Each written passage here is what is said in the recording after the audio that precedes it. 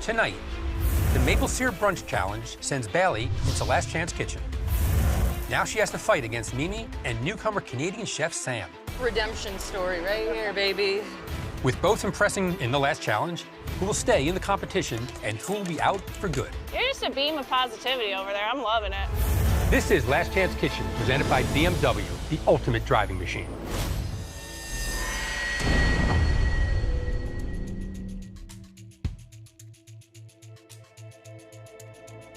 After being eliminated, I felt like I truly hit a rock bottom.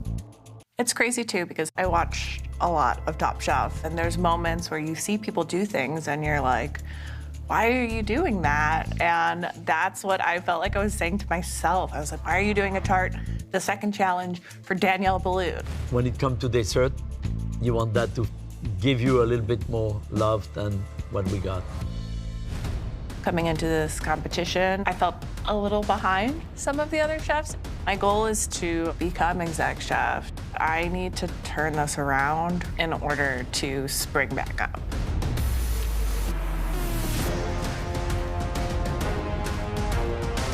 I see 3 chefs.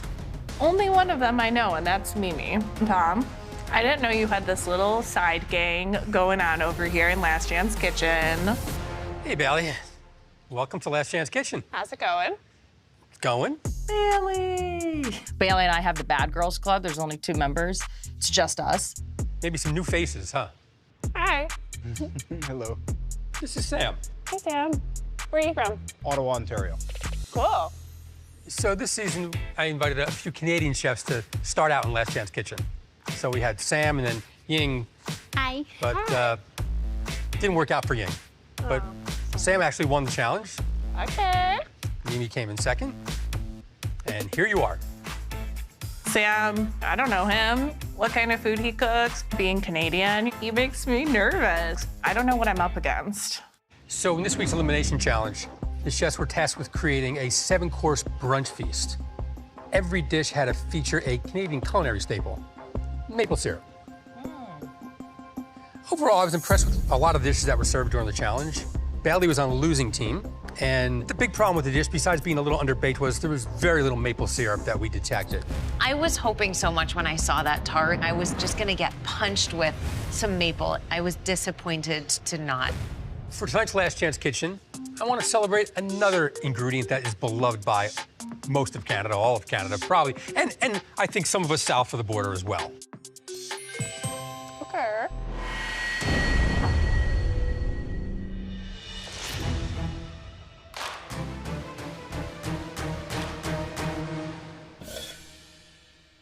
Canadian bacon, also known here as pea meal bacon.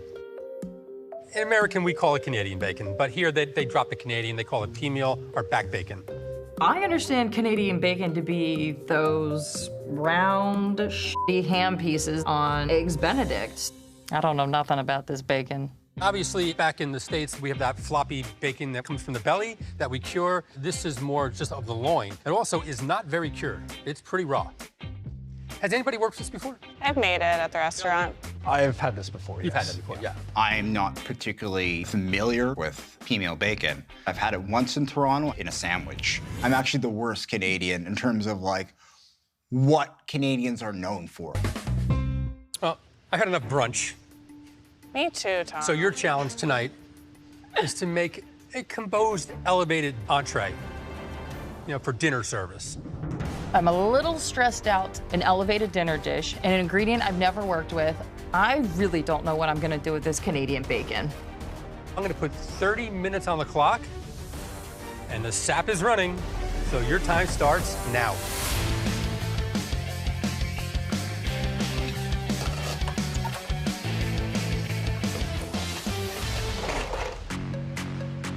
All right, let's do this. How the heck am I gonna elevate this stacked bacon that's normally put in a sandwich? Definitely a step up from my last challenge. I'm kind of stumped. I don't really want to do, a big piece of it, especially cook time and getting that right. Sorry. I'm looking at the clock and I'm like, you know what? Let's make a really tasty sandwich, more like an entree style. All right, butter. Usually they just serve the sandwich as is. on the side. I'll do my own twist on a glazed carrot, use some spices. Sam, how you feeling over there? This time moves quick, yeah? Yeah, not too bad. With 30 minutes on the clock and an ingredient I've never worked with, I'm gonna lean into things that I like. I'm gonna be doing a play on a schnitzel. I'm excited to serve Tom a traditional German dish, the Canadian way. I still have PTSD right now from pork. Sorry, I'm working sloppy right now. Pork loin. It's completely dry and overcooked.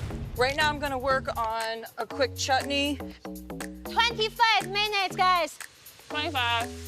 First idea that pops into mind is to grill the pork. Hit it with some pimenton. Pimenton is smoked paprika from Spain that is incredible. All right, let's think about this for a second.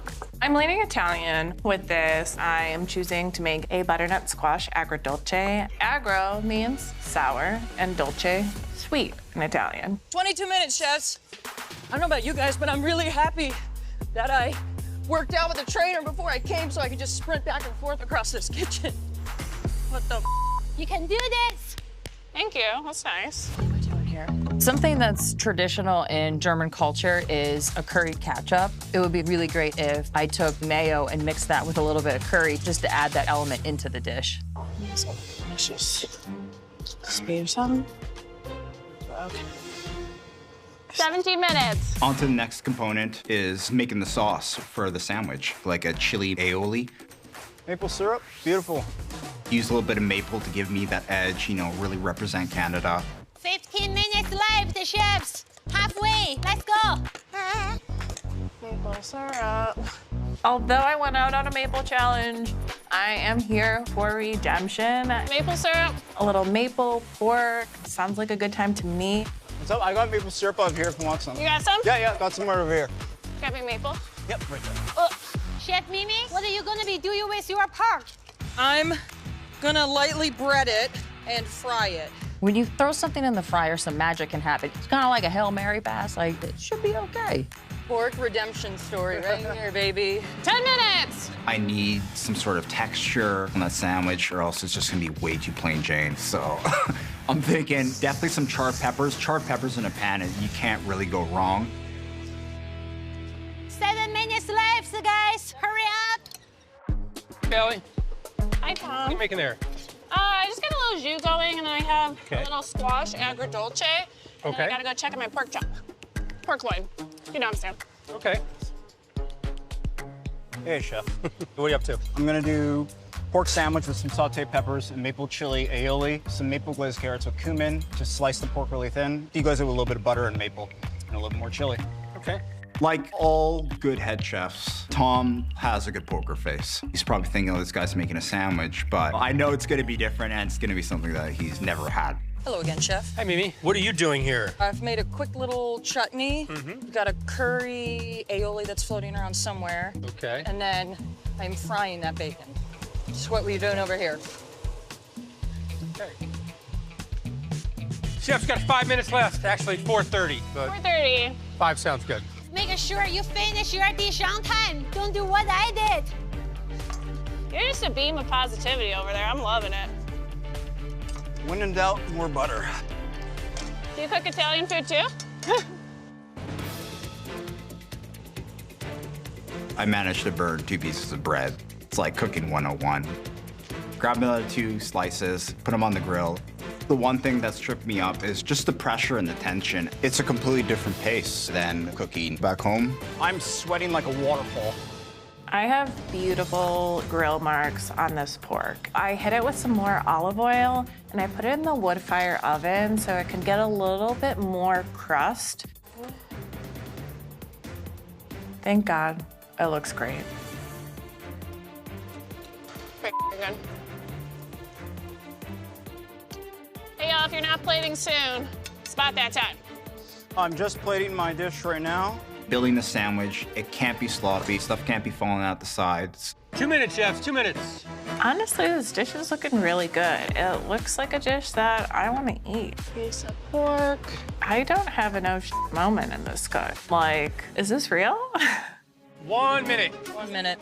My only worry is that Some of the breading is falling off, but other than that, it's juicy. It was cooked perfectly. The mayo's great. The salad's great. 3, 2, 1. Time's up. More waterfalls. Okay, chefs, bring up your dishes.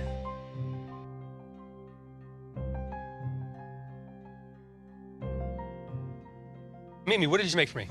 A play on like a schnitzel, quick curry aioli, and then to brighten it up, a nice watercress salad on top, and then a plum chutney. Great. Good move doing a breaded cutlet. Sam, what did you make? Pork sandwich with a maple chili aioli, sauteed peppers, and some glazed carrots and maple cumin with some fresh herbs on there. So why did you decide to do a sandwich? I wanted to try and do something different you would find in Toronto than the classic one. A little bit more of an elevated veg with it. Bailey, what'd you make? I took the pea meal, I put a little pimenton on there, and then got it on the grill. Paired that with a little dilly yogurt. And then I made a squash agrodolce with a little bit of maple syrup, just because, you know. Just because? Just because, you know. Okay.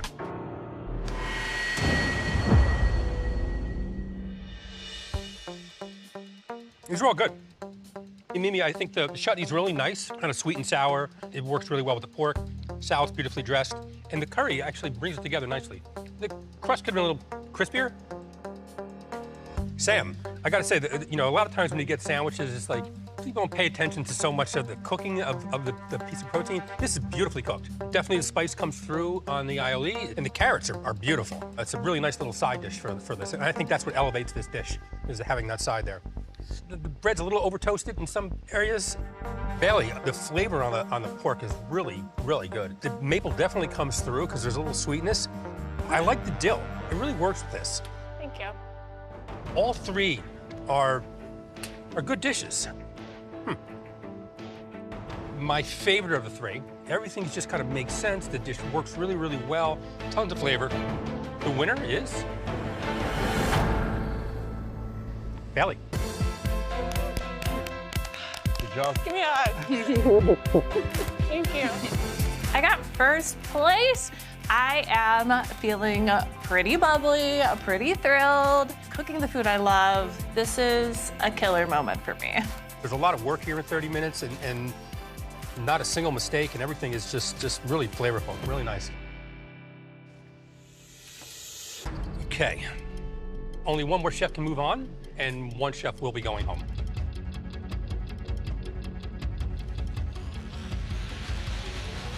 Mimi, you can exit the kitchen. I like the dish, but you think of a pork cutlet and you want that crispy outside, and it didn't happen here. Yeah. Thank you so much. Thank you again, chef. Yeah, thanks. Bring it in. Bring it in. No. Keep going, yeah. I wanted to go way further here, but I never thought in my wildest dreams that I would be here on Top Chef. I'm just incredibly grateful for this experience. My dude. Oh, good job. Bailey, I think you get this back. I do. Well, just for now. Yeah.